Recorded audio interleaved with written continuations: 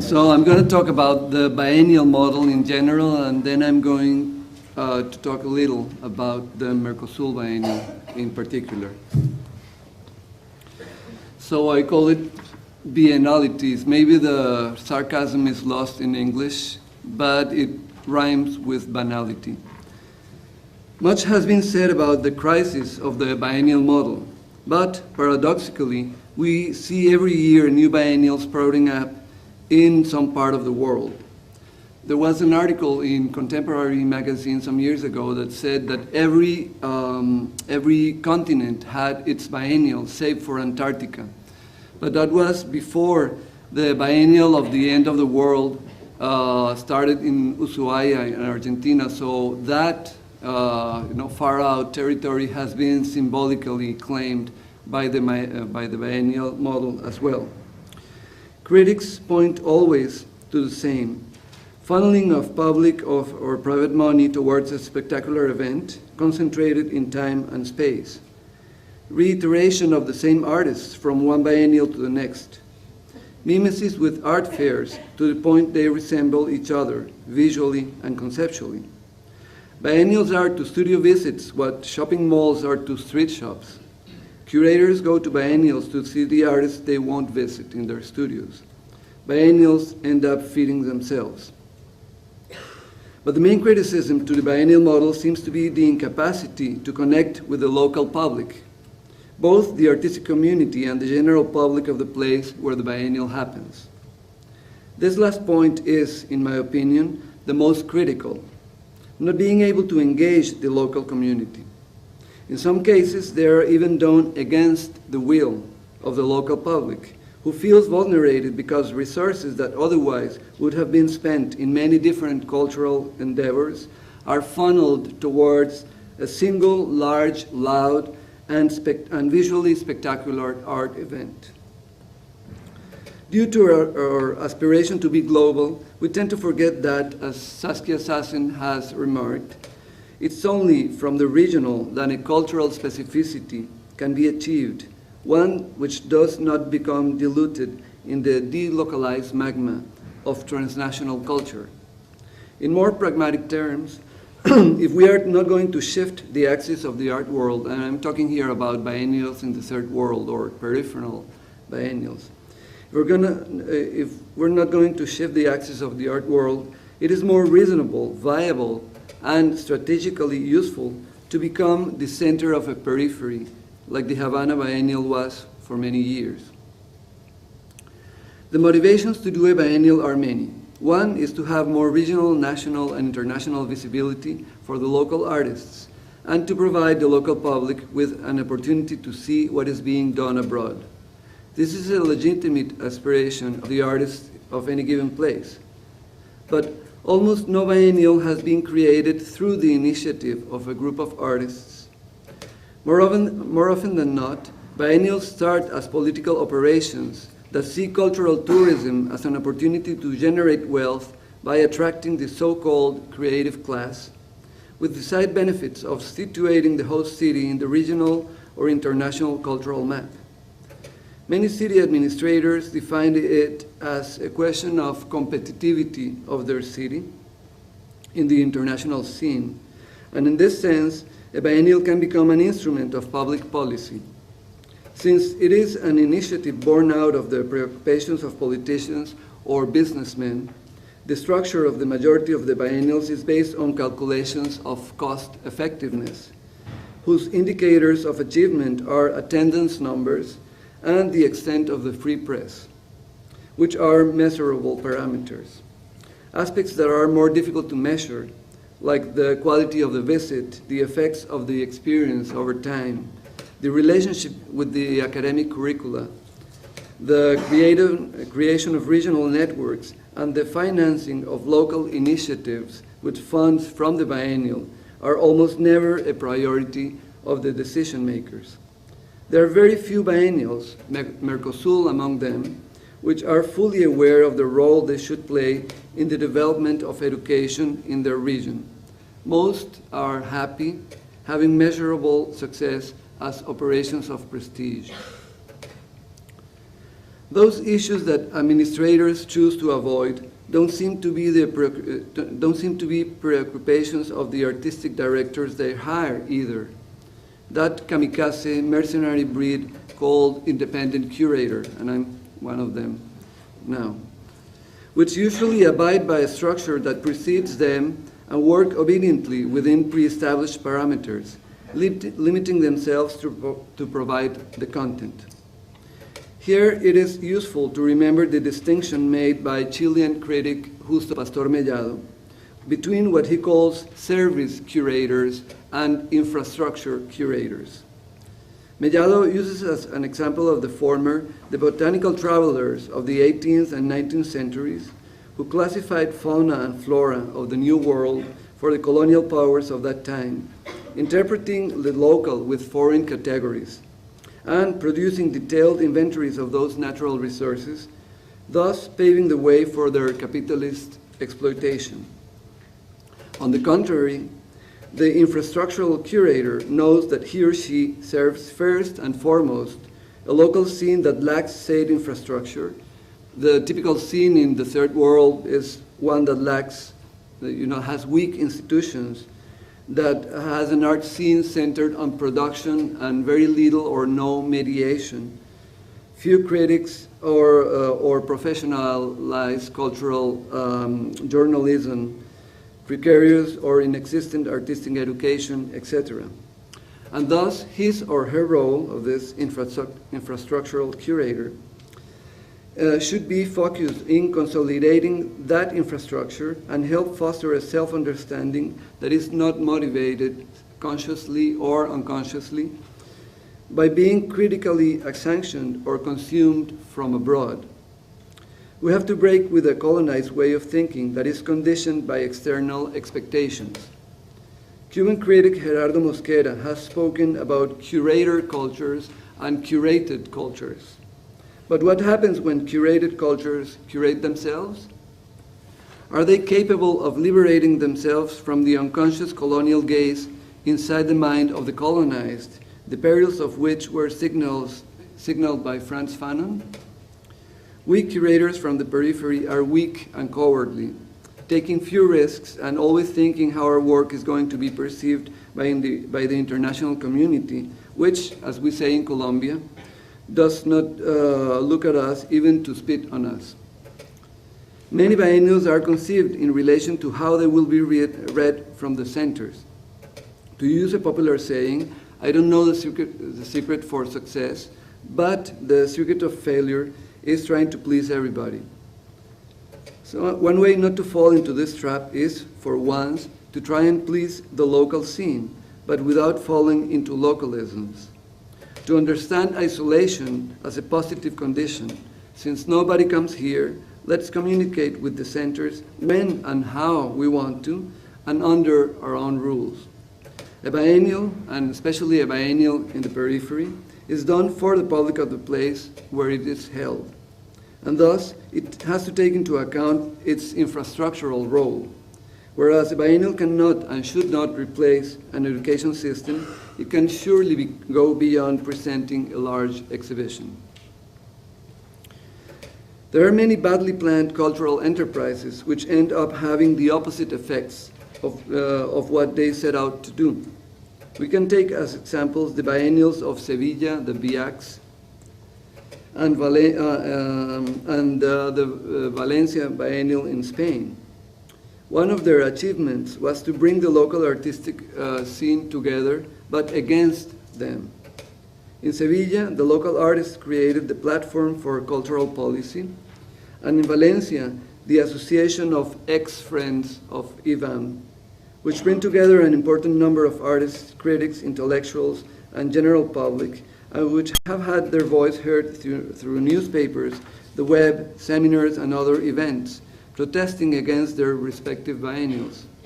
Their main complaints are the scarce involvement of the curators with the local scene and the enormous amount of money that go into those events at the expenses of other local initiatives, but also extra-artistic issues like political influence in the decision-making process, bad use of public monies, corruption, and nepotism. But putting aside specific cases and analyzing the biennial model in a more general sense, the biennial institution has an original flaw, which comes with the internationalist aspiration that unconsciously animates it due to its genealogical debt with universal expositions. The biennial is a model in crisis that paradoxically experiments a worldwide growth, just like the neoliberal doctrine or the recommendations of the IMF, sprouting up in every corner of the world, as exemplified by the more than 200 biennials that exist today around the globe. And there is this website dedicated to, charting all of the biennials in the world. And I've worked in many biennials, and a lot of them are not there. So there is certainly much more than 200. The model has evolved little, and it's applied with few changes everywhere. A curator or group of curators chooses theme and uses it as a frame with which to look at the arts scene of their country, the region, or the world, and then produces a list of artists. Those artists travel in average twice to the place, first to see and know the local scene and the city, and then to produce the work and be present for the exhibition. And then, in less than a year, an exhibition is produced, which is open for 2 or 3 months in a single venue or multiple sites around the city. Nothing much related to the biennial happens between one edition and the next. This model, with little variations, is followed by 90% of biennials worldwide. Maybe it's in the name where part of the problem resides, biennial. Regardless of if it's 2, 3, or more years that pass between one incarnation of the biennial and the next, the idea of a biennial implies that it is recurrent, but also that it is discontinuous. Hence, one of the slogans against the BIACs in Sevilla: we don't want a biennial, we want art every day. Every biennial is, in a certain sense, a public failure at a grand scale, because there is always a sector that feels alienated or discontent with the decisions that the curator has to take. Since you can please everyone, you should strive to be a success for the local public and consider the rest as collateral damage. In my opinion, what you should strive for is to create local context. All the rest of the decisions must derive from this. The main questions are: for whom is this exhibition made? Who is our natural public? What are their aspirations? Most biennials depart from the old adage, build it and they will come. But even if they do come, what remains of the visit? If the role of artistic institutions is the education of the gaze, then it becomes clear that only through a sustained process can the isolated experience of a work of art become a learning experience that serves not only the purpose of creating new publics for art, but that art can serve as a tool to confront daily life. If we combine those 3 features, 1, the creation of local infrastructure, 2, the emphasis in the local public, and 3, possibilities of continuity over time, maybe we can find a way out of the banality of biennality. Every biennial, or the biennial model, is by definition the show we love to hate. Every time I visit a biennial, people huddle up in corners and rant about it. Having heard or expressed so many opinions about what a biennial should not be, when I was asked 2 years ago to propose a project for the Mercosul Biennial, I decided to create a sort of Dogma 95 of curating, of biennial curating, and posted it on the biennial blog in order to be held accountable of what I was going to do. I called it a duo decalogue, 20 points about what a biennial shouldn't be. Here it goes. In The Pleasure of Architecture, Bernard Tschumi said, if you want to follow the first rule of architecture, break it. Something similar might be said of curating. It is better to be consequent with the organic development of the project than to abide by a predetermined set of rules. A biennial should be poetic prose, not contrived verse.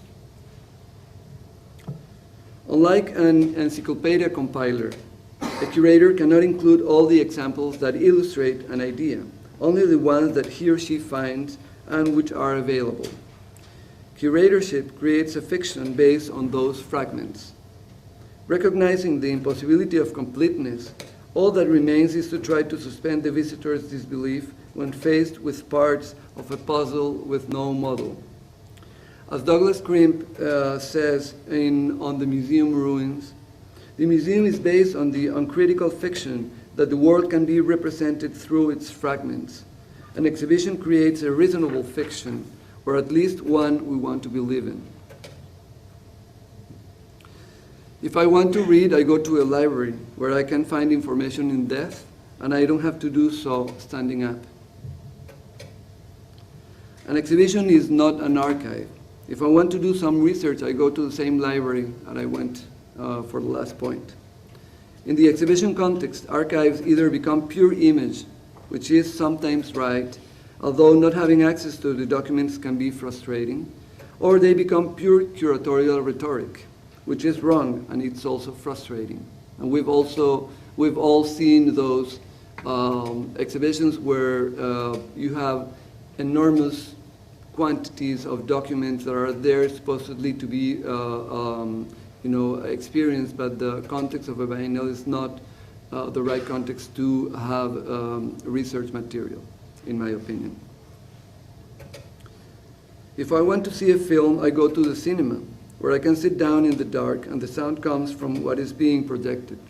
Except on rare occasions, films of long duration do not belong in the exhibition space. For example, for the São Paulo Biennial, we chose to, whenever a film exceeded a certain length, we would present it in a film festival, in a proper cinema house, with the artist and one of the curators making the presentation.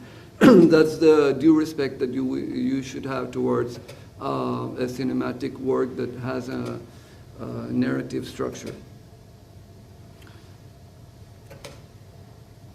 Based on the orthodoxy of art history, the museum aspires to truth. The biennial does not have its feet planted on a mountain of facts. It's pure speculation. We are not looking for truth, only for beautiful half-truths or lies with the appearance of alibis, believable, useful, and adorned with a veil of suspicion. If the work takes place in time or outside the physical limits of the exhibition space, one has to let it live and die there. There is nothing more frustrating than an exhibition that documents performances, actions, temporary and outdoor works, which are presented to us as a reminder of what we were unable to experience. Unless it was conceived as a work or has a especially significant contextual value, documentation belongs in the archive, not in the exhibition. Every biennial is a lost battle from the outset, since it is impossible to include all countries, all regions, all media, all sexual orientations, all ethnic groups, etc. No matter what you do, someone will always be left out. Based on this ontological impossibility, one hopes for a beautiful failure, at most. A failure which, as Harold Seaman pointed out, is one of the poetic dimensions of art. Put 20 recently arrived immigrants from different countries into a container and ask them to have a productive conversation. That is what a biennial aims for, and sometimes it does succeed. It is not a universal exposition, so therefore there is no imperative for equal geographical representation, particularly when these days the idea of the regional often makes more sense than a nebulous and contested idea of nation. How does a Basque artist feel about representing Spain in Venice? What state is represented by an artist from Ramallah? Most biennials are concerned with putting on a spectacular event concentrated in time and space, and when the great exhibition is over, they go into a kind of hibernation. A biennial needs to find ways of extending its action in time and thus neutralizing the post-biennial depression that afflicting the cities that host them. A way of doing it is to understand the biennial as an opportunity to create or consolidate local infrastructure, establishing centers of action which can activate the local scene during the period where there is no exhibition. Artists should not each be isolated in their own space as if it were a booth at a trade fair. The work should dialogue within the space. The resulting text is what we call curatorial practice. Exhibitions and theater are alike in what that they show a work to an audience, only that in the latter the spectators do not move, usually. An exhibition is not a list of works of artists, but instead a physical experience.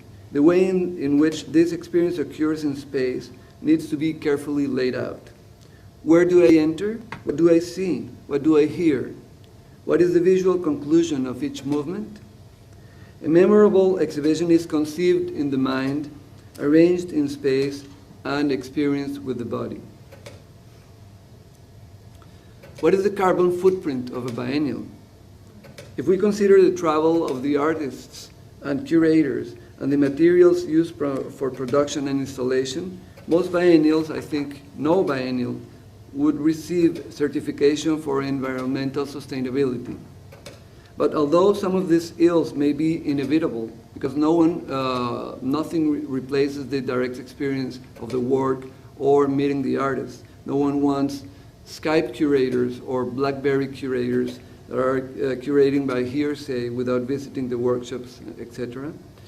The approach to the installation process can be responsible and consequent. One has to give up the idea of having a white cube for 2- and 3-dimensional works and black boxes for videos. Each work needs to occupy what is strictly necessary to be experienced without loss. It is not necessary to hide the structure and paint everything white. The exhibition design can be Brechtian in its aims. I prefer creative interference to a dialogue of the deaf, each in their drywall tower. It is not a tech fair where the newest, the most advanced, the unseen will be shown. A biennial, particularly in the third world, which generally lacks museums with large collections of contemporary art or spaces to exhibiting it, a biennial needs to present a mixture of new projects and existing works. I don't believe in biennials as just commissioning works by every artist. I think this mix is really important for many reasons. The local public can appreciate important works which the blasé viewer from the close confines of the art world will find passé. Oh, I saw this in Venice 3 years ago. A biennial is not a show of new talent or a place where curators of other biennials can seek out talent from the periphery. It's not an art school, and it cannot aim to replace it, but it can instead play a very important role in the education of the gaze, which is the function of museums, and a biennial is in many ways a kind of temporary museum. A biennial can fulfill a role of familiarizing audiences from a particular place with the images and discussions of the art of its time. In 1953, let us not forget, the São Paulo Biennial presented Picasso's Guernica. And every 2 years, it has been showing the public in São Paulo the art movements of their time. So many people consider the São Paulo Biennial as their personal museum, a sort of virtual museum of memories. A biennial is a temporary museum that benefits especially the vast majority that are unable to travel to the major art centers. A biennial builds up a visual repertoire in time, a collection of memories which is the artistic heritage of the community where it happens. A biennial can attempt to go beyond the triad that its you know, the staple of mediation in museums, which is interpretation, mediation, and service, which characterizes education work in museums or biennials by involving the pedagogical aspect within its very curatorial approach. The museum always attempts to mediate between art and the public, trying to facilitate this relationship through pedagogical devices that help to understand what is being presented. But art is in itself, and we tend to forget that, an instance of knowledge which is not always entirely rational. Sometimes it is perceived with the senses. In some cases, an image is worth more than 1,000 words. A sound is worth more than 1,000 images, and a smell is worth more than 1,000 sounds. We don't know what it is that will unleash the processes of knowledge. Once I went to the office of Diane Karp, the famed curator and director of the Santa Fe Art Institute, and there was a small sign outside: "There are no art emergencies." No matter how important we think art might be, it doesn't save lives, or maybe it does so, but metaphorically. There are successful exhibitions which manage to make us forget that the process was real torture. This is wrong. In art as well, ends do not justify the means. Organizing an exhibition should not end up being a disturbing, frustrating, or painful experience for anyone involved. A curator does not put his name to an exhibition out of vanity, or maybe we do, I don't know. But instead, it should be as if signing a check to a bearer, a blank check to the bearer. Once it's in the public, anyone can cash it, and you should be there to respond. Exhibitions are organized to provide memorable experiences. I think of curatorial practice as the creation of a temporary community. Artists and curators enter into a dialogue that occurs through working together for an extended period of time, and with a goal that is more or less common to all. I think that successful exhibitions are the ones that I live with close friends. Not that I want a biennial to be a dating agency, although it has worked like that, especially in Sao Paulo, and in Chile, and in Cartagena, yeah, and in Mercosul, in fact. You know, it does happen. But there is no doubt that it should be a period of empathy. It is hardly ever possible to work with friends. Art offers that possibility. So now I'm going to show you a little bit what we did at Mercosul. When I got invited to do this biennial, it was my 8th biennial. Coincidentally, it was the 8th Mercosul biennial, so there was some kind of numerical thing there. And then in the past work that I had done as a curator, I had tried not to have just a thematic show, but rather choose a theme that could also be understood as a strategy for curatorial action. When we did the Encuentro de Medellín, the theme was hospitality. So we had artists that dealt with the issue of hospitality in their work, but also used the structure of the biennial as ways of provide hospitality. So having one artist-run space be the host for another one, and things like that. Having museums have artists as hosts, etc. In this case, I thought that a suitable theme could be territory, because it always struck me as very odd that a biennial should choose the name of a free trade agreement to name itself. You know, in this age of anti-globalization, nobody would name, you know, your biennial the NAFTA biennial, for example, in Mexico. It would be anathema. But somehow these people back in the 90s thought it was a good idea to name themselves after a free trade agreement. Why?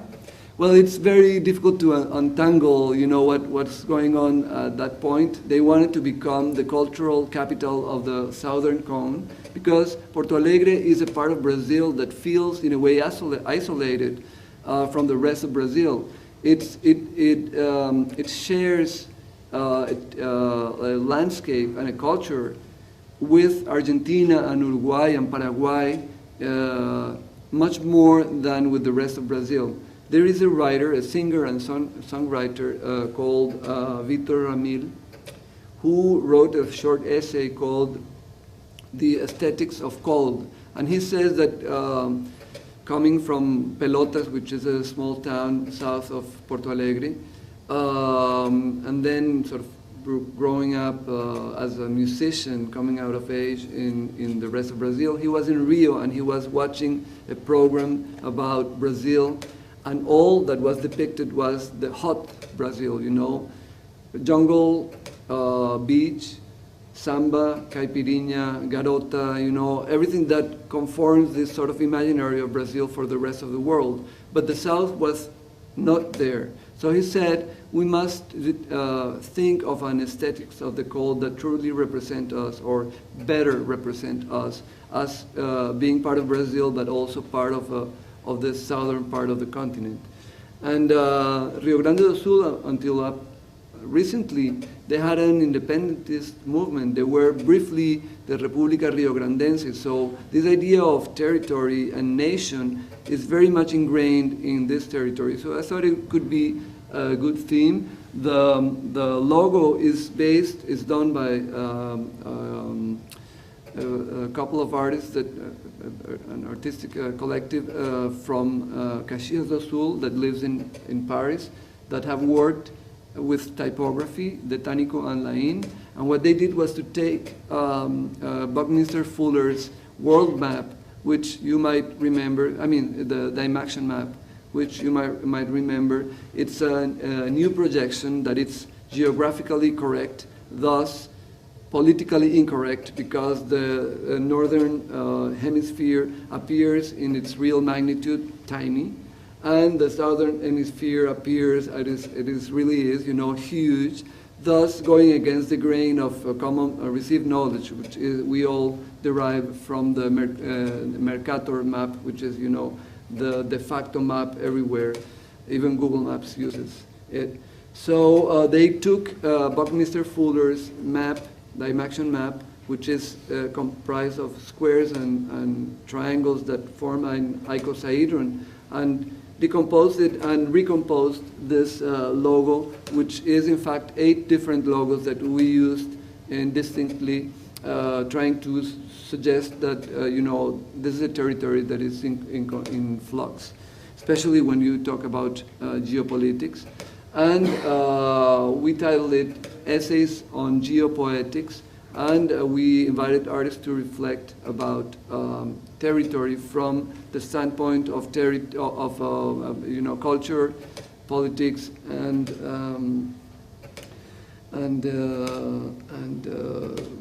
economy. So, as I said before, Biennial cannot be just a large show. So, what we did was to have 7 different components. Some of them we called activation strategies.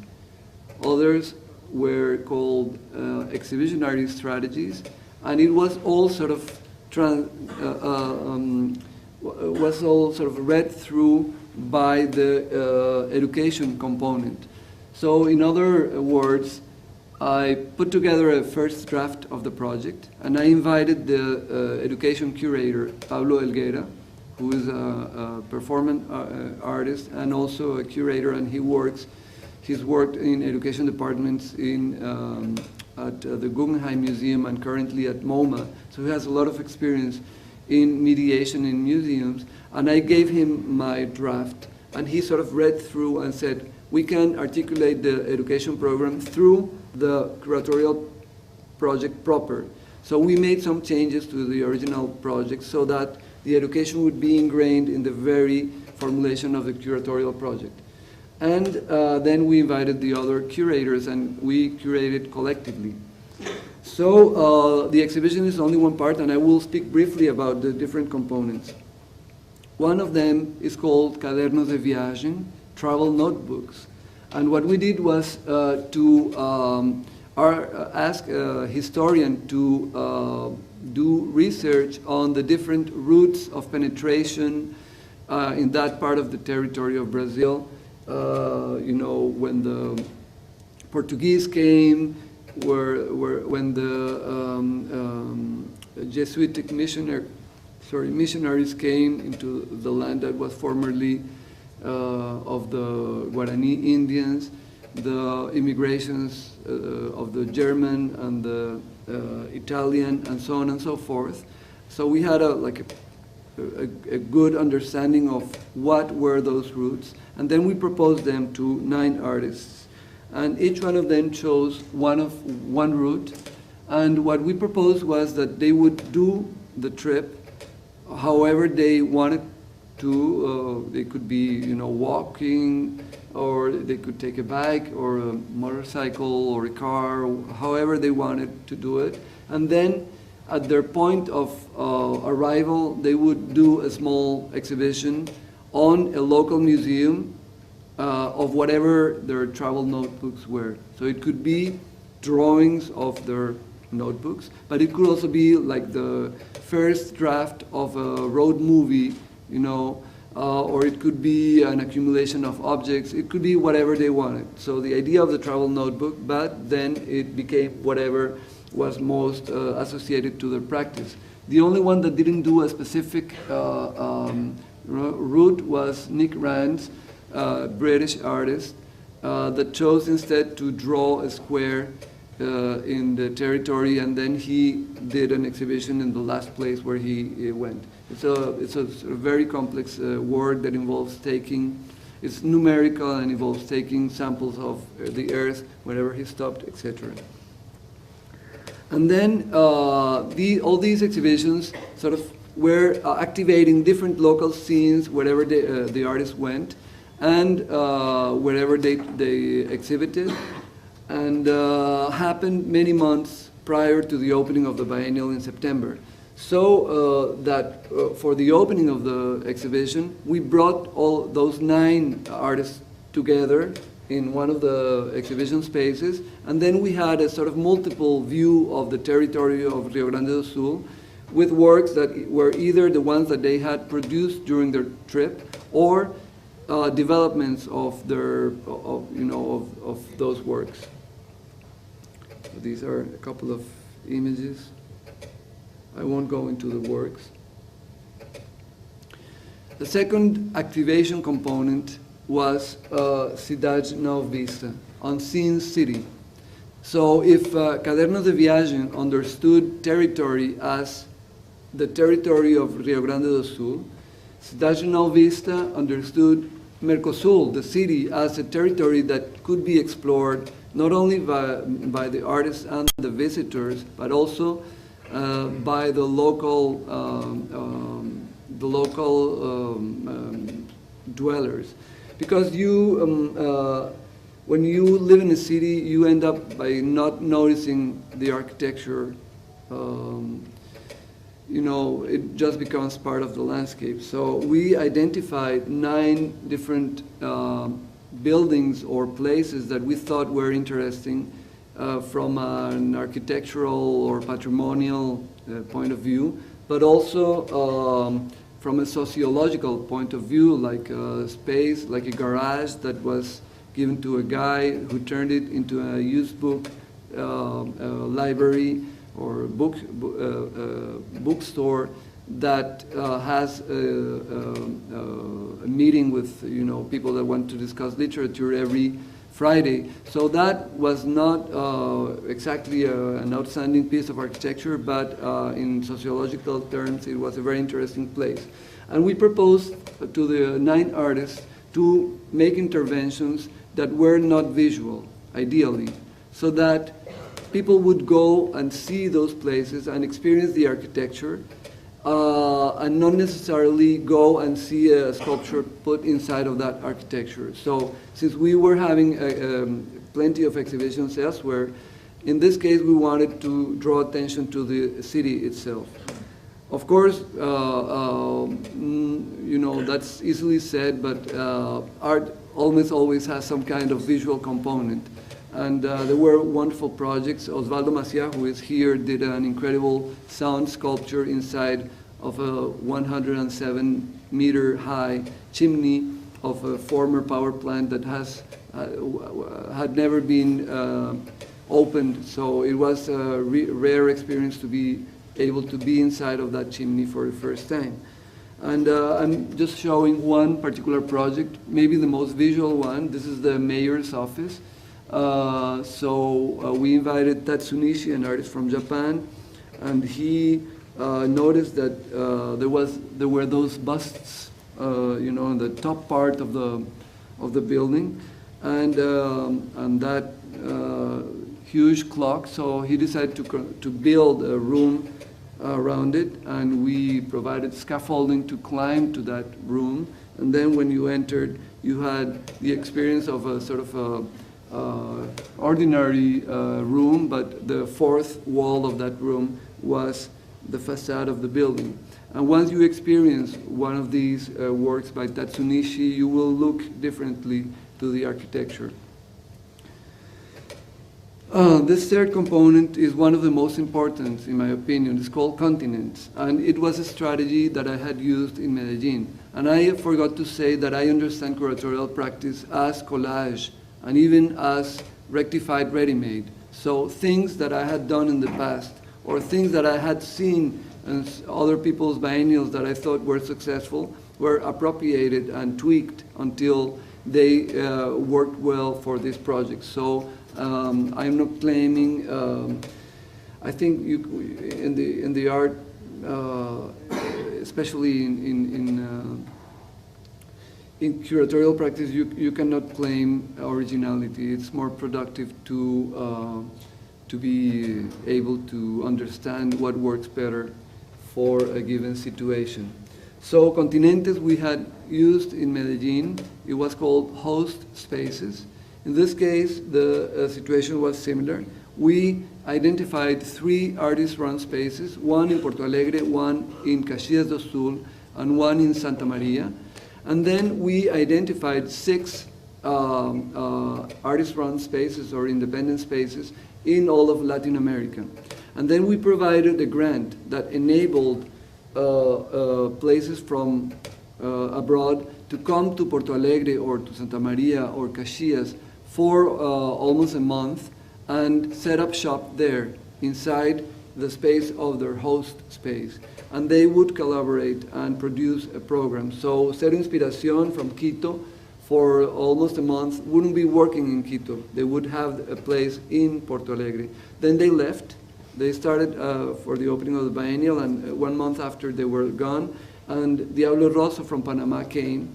And the same situation happened in the other 2 venues. So by the end of the biennial, we will have had 9 different artist-run spaces or independent spaces involved in this process. And if it works equally well as it did in Medellin, where many people from Casa Tres Patios or Taller Siete, some of those places were, in the verge of disappearing because it's very difficult for artists to, pony up the money every month just to keep the place running. After the Encuentro de Medellín, they have all gone to all kinds of encounters, and they entered the network, and Alessio here from Gasworks and Triangle Arts Trust knows them all. And it has been extremely successful in creating these links between artists and spaces. So we think that it's going to work in Brazil as well. So as you see, no exhibition here. It's more a question of creating those links. And probably the most important part of the project is the one that I had most difficulties in getting the biennial to approve. It's called Casa Amy.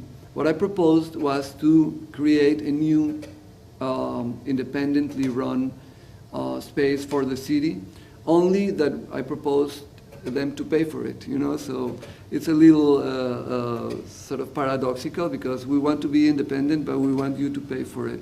So they said, they are used to doing whatever it takes to do a biennial, but once it's done, it's done. They want to, get done with it, and they were very reluctant to take on this project because it would involve, not only paying the rent for 1 year, but also security, liability, the personnel that is working there, etc., etc. So finally, I was a little sly and proposed, the following rationale. They had, in past biennials, they had given to the city sculptures for a sculpture park that the city has. And in one of the biennials, I think in the fifth, they even had 3 large sculptural works that doubled as urban spaces. One of them, by Carmela Gross, is a series of steps that can double as a sort of mini amphitheater. And there is one by José Resende, which is like a sort of a pier that juts into the lagoon. It's like an observation point. So I said, why don't we consider this a social sculpture? And they said, oh, okay, well, if it's a social sculpture, then I think we can manage. So they did. So but only for a year. So we started in May, and we are financing this through the education project. It's a 2-story house, very narrow, only 4 meters 50. It's really narrow, and it has a space. The first space is like a cafe. Then it has a workshop, and a patio, and then a basement that we use for projections. And then on the second floor, we have a reading room where we were able to put, for the first time, the archives of the biennial. They have a wonderful library that is never used because it's in the offices of the biennial. So it's been made public for the first time, and there is a terrace on top. And the most important is what we did with it, because, a space is an empty shell, and it has to be filled up. So what we have done is to craft a very intense program of activities. Every week there is at least one duet, where we provide 2 people from different disciplines money so that they collaborate and create some kind of performance thing.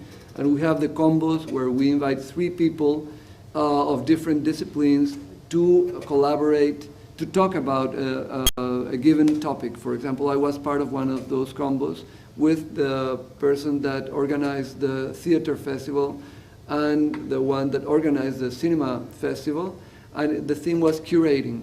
What does it mean to curate in theater, in cinema, and in art? And the discussions were really interesting. And we also had the funds to bring in 4 guest curators, curators in residency. Each one stayed for 10 days. They visited the local artists. They did a lot of studio visits and reported for the blog.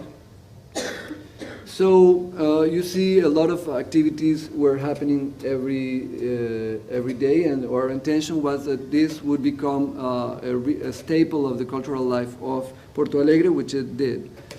We also used Casa Emi as a testing ground for our curatorial thinking.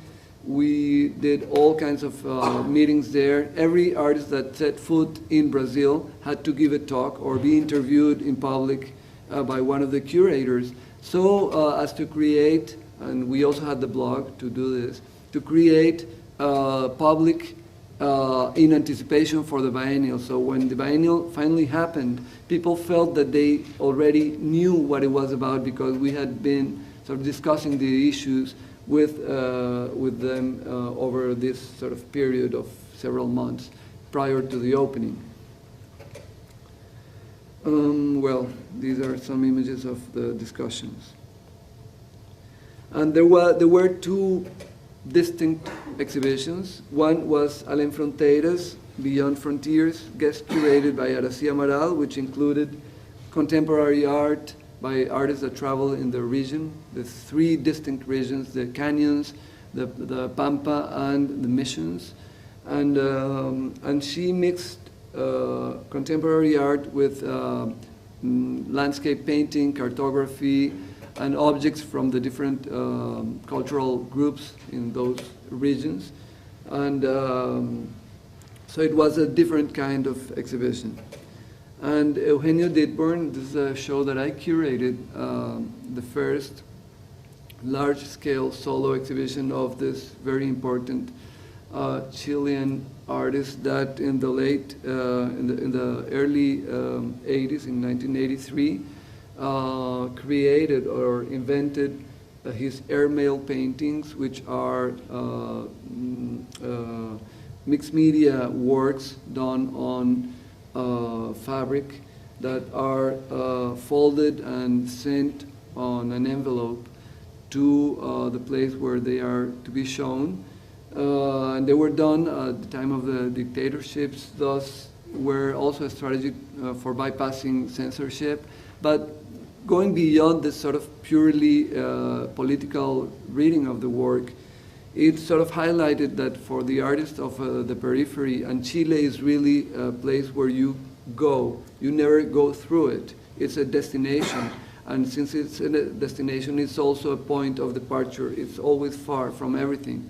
From an artist, for an artist of the periphery, it's very difficult to enter the metropolitan centers. So he has been doing his airmail paintings since, and they are shown. They travel as a letter, and then they are deployed as if they were a Trojan horse, conquering symbolically the place where they arrive, and they are shown alongside the envelopes that have the exhibitionary history of that piece, texts that refer to the piece, and also the itinerary that it has taken over time. And this is the biennial proper because, well, I still believe in the power of exhibitions, and I don't think a biennial should be an art school or just a series of talks. It has to be an exhibition. But what kind of exhibition? I think that when you have the production model of biennial, where you give each artist a production fee and then give a theme and ask them to produce something, you are forcing, in a way, artists to work towards your own project. And I feel that there is something wrong in that.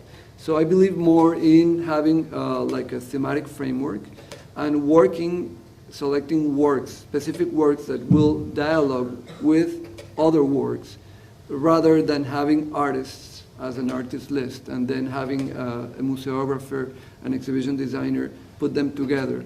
So this exhibition was curated in space. Every time we selected a work, we would think what were the implications of that work and with what other work would it dialogue well. And so the exhibition is housed on these warehouses by the river, by the lagoon. It's a very beautiful place. And they are, raw industrial spaces. So for the exhibition design, we departed from a very simple question. What is the ideal way to show a work?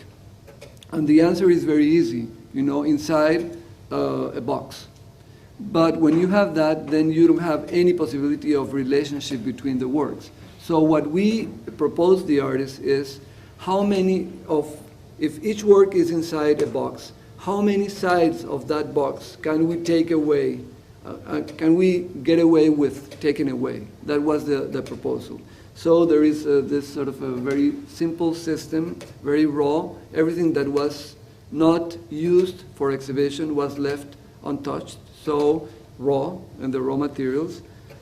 And we ended up having this sort of exhibition device, which was a cube which had only one of its sides, like a shoebox with its lid off, which was the surface where the projections were done. And then another part of that box where you could sit, but it was completely open. It had the sound, so the sound remained inside, but while you were sitting there, you were able to see other works. And then this dialogue that I was talking about really did happen.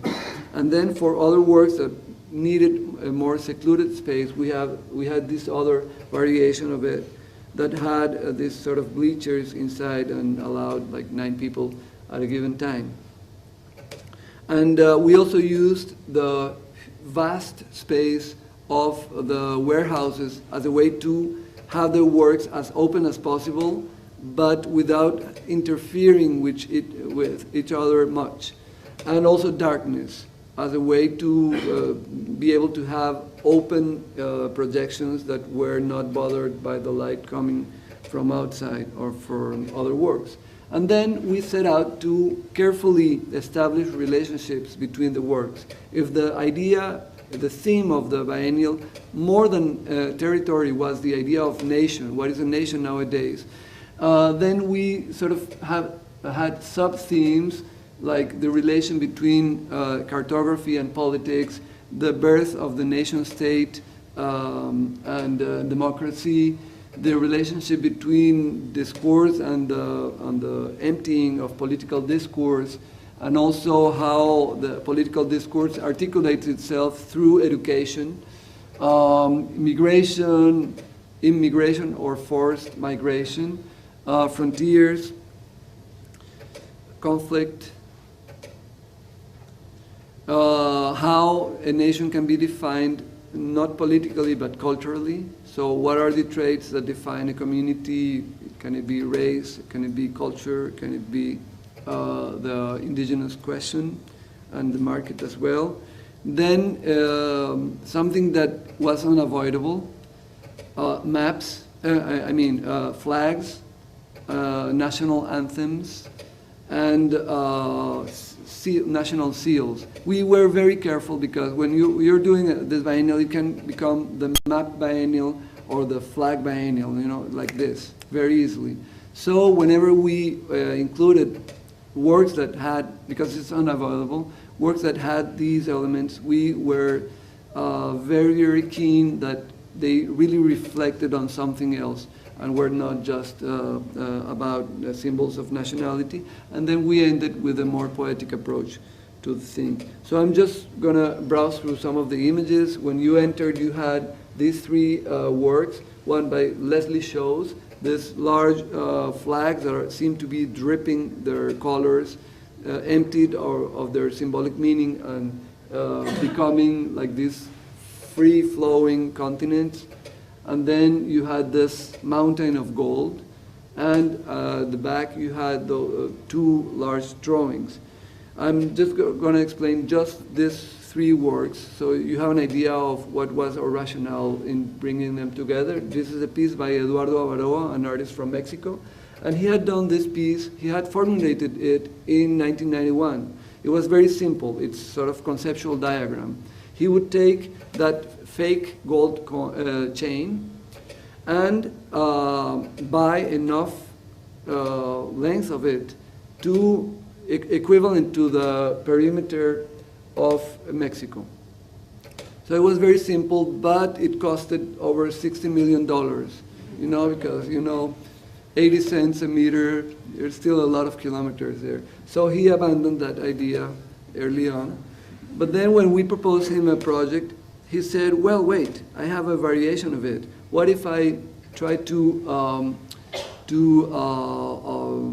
make the same, but with the perimeter of this particular island that appeared in the navigational charts since the 15th century, and that remained there because in navigation terms, you don't, even if you haven't seen an island, if it appears in a map, you leave it there because you don't want a ship to run into it.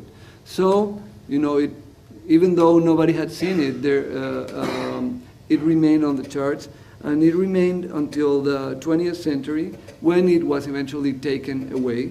And nobody sort of worried about it up until the Clinton-Cedillo treaty to do oil exploration in the Gulf of Mexico. And then suddenly, if Isla Bermeja, which is the name of the island, exists, then Mexico can claim, I think, 200 nautical miles more of exploration. So this tiny island suddenly becomes the center of a geopolitical struggle. And if you go online, you will see that there are conspiracy theories that say that the CIA has blown it away so to deprive Mexico of their rights. And the UNAM made, Congress discussed the issue, and they sent 2 different explorations to try and find the island. Nothing so far. So, so this was what the piece ended up looking like. I don't remember how many kilometers of gold chain in the form of Isla Bermeja. And besides it, alongside it, was this beautiful piece by Leslie Shows, an artist from Alaska, who has taken those flags, and then the colors seem to drip from them, and they conform this flowing continents. And then the heraldic elements that appear on those seals establish small narratives on the bottom part of the work. And these 2 works were in relation with Mark Lombardi's drawings, which I'm sure many of you are familiar with. Mark Lombardi, an artist now deceased, American, and he worked as a reference librarian, and he was working on a book on the financial scandals, and began sort of piecing it together, everything taken from the public record. And at a point, he realized that those diagrams where, he could link one person to the next could become an art form in themselves. He called them, I think, analytical drawings, analytical structures, and he set up to do them, and they depict in a very, very graphic manner the interconnectedness of transnational capital nowadays. And as you know, and we all know, geopolitics nowadays about capital, and how what were normally known as the frontiers between countries not matter that much in this sort of flux of capital. So when 9/11 happened, an investigator from the FBI went to the Whitney Museum and asked to see one of his drawings to understand better, what was happening there. It's not very often that FBI investigator looks at art. So we'll just run through them. The idea was to have the works isolated and yet in relation. Works that dealt with the nation of the birth of the nation state, the idea of political discourse, Fernando Bryce, the emptying of those symbols of nationality, and this is an artist from Paraguay, Paola Parceriza. We don't have time to see everything. This is a discourse by the leader of North Korea, Kim Jong-il, talking to the South Koreans about oral sex in North Korea as a way of equality. So other themes like migration, and this is also a very well-known piece by Yukinori Yanagi, done in colored sand and ants that are taking little by little the grains of salt from one flag to the next, thus positively eroding, as immigrants do, the fixed traits of nationality embodied in nationalism. And works about also migration, like Maria Teresa Ponce, whose work large-scale photographs taken culled from different photographs and digitally pieced together that reference landscape painting of the 18th and 19th century. Particularly Rafael Troya, who was a painter that accompanied many of the botanical expeditions and scientific expeditions. And in this case, she tracks the lands where an oleoduct is going through, and how the landscape is forever changed, both physically and politically. And Barthélemy Togo from Cameroon, and his beautiful work about the markings in his passport. Well, and many other works dealing with the idea of conflict. frontiers.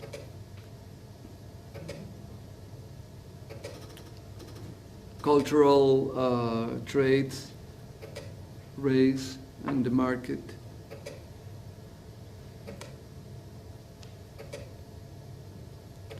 Yeah, I won't go into them because it's too long. I would like to leave some time to have some questions. All kinds of works about stereotypes, like this wonderful video, it's on YouTube, by Jonathan Harker, or Regina Silveiras's puzzle about Latin American, the Latin American puzzle. And then we had, so that was inside of the warehouses, but we had these containers that were like national representations. And you know, the Mercosul Biennial was one of the last biennials to have national representations.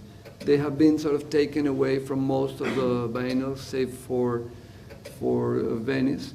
But they started with national representations because they wanted to become the Mercosul Biennial. So each country of the Mercosul had a national representation, but not anymore. But I wanted to bring them back. Only that I had embassies or national representations of fake countries. One of them is Sealand, and you know the story. It's outside of Essex. This platform that was claimed in 1968 by an ex-major as a country, and that has a very interesting,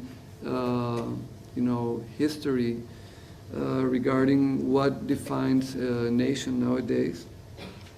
The law had to be changed because of them. NSK, State in Time, that had their passport issuing office in their space, and we called these containers ZAPs, which in Portuguese stands for Zones of Poetic Autonomy, because all of these countries don't have political autonomy, but they do have some kind of poetic autonomy. So this was the Kingdom of Laird. And then the pedagogical project, which was really articulated through the rest of the components. Pablo Helguera did a wonderful work with the team of the biennial, and some of the works were done with the community, so that's a rather traditional way to approach it. But we also had, for the first time in Portuguese, a reader of important texts of mediation in museum. He carefully put together a sort of curriculum of mediation in museums, and we did that in Portuguese and Spanish for the more than 300 mediators, as they call them, the docents, that took a 6-month course and that were in charge of giving the talks, the guided tours. So we did this, we did the 6-month course, and we also did 5 other publications. You usually do a publication for the teachers to go with the students to biennials. That's you know what every biennial does, or most of them do. But in this case, we wanted not just the art professors to take their kids to the biennial, but so we devised a book for the art professors, but also, given the themes that the issues that we were discussing, we thought that we put together other booklets so that the literature professor or the geography professors or the history professors could use the biennial as a teaching tool. And we, the materials show them how to approach the biennial so that it can, those works can become useful tools for dealing with the issues that they are discussing in the classrooms. And we also did one for preschool, for kindergarten. And we also did something else that I find really important. We curators wield all kinds of data in presentations, you know, the PowerPoint presentations, and then we say 40,000 students, 1 million visitors, I don't know how many students, professors, they are just numbers. And for example, many books have been published by the biennial in the past, and they are given away. So those numbers exist. Let's say 4,000 books given away in the last biennial of all of the different projects. But nobody knows what really happened with those books. Were they actually used as tools in the classroom? Were they used as aids to visit the biennial? We don't know. So we hired Luis Guillermo Vergara, who was the director of the Niterói Museum in Rio, and his now wife, Jessica Gogan, who was the director of education at the Warhol Museum in Pittsburgh, to make an assessment of the past materials that the biennial had done in other versions, in other editions, and also of the whole process of for this biennial. So they've been doing interviews with everyone involved. They are doing a film, and we are doing a seminar for the closing of the biennial, and it's an assessment with the public to see what really happened and what was at stake, what was successful and what wasn't, so that the biennial and the next curator will have a useful tool when he or she is planning the new incarnation. So I think that's about it. There is a group, you know, the day of the opening, there were several kids with a t-shirt that said, Casa M fica? Does Casa M stay after the biennial? We don't know yet, but maybe there was a blog that I read today. This is the Last Supper at the biennial when I came, and you can see Guy Brett there. He was visiting. I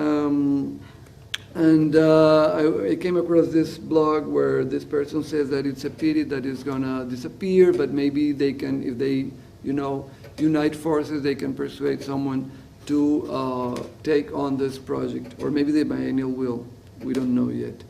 So that's about it. Thanks for your patience.